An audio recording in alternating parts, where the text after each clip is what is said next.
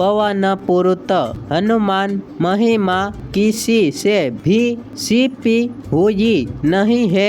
राम भक्त हनुमान की भक्ति करने वाला मनुष्य जीवन में कभी दुखी नहीं रहता है। अगर कोई दुख आता भी है तो उनके नाम लेने भर से दूर भाग जाते हैं।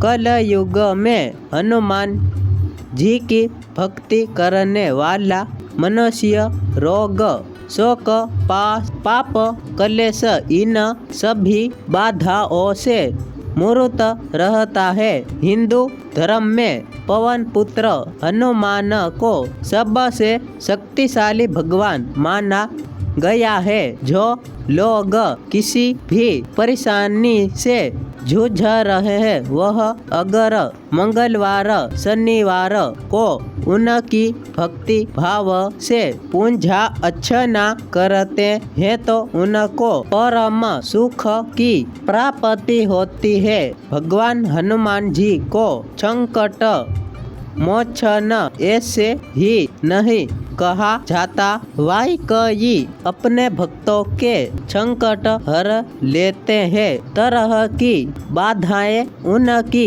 पूजा और भक्ति करने से दूर हो जाती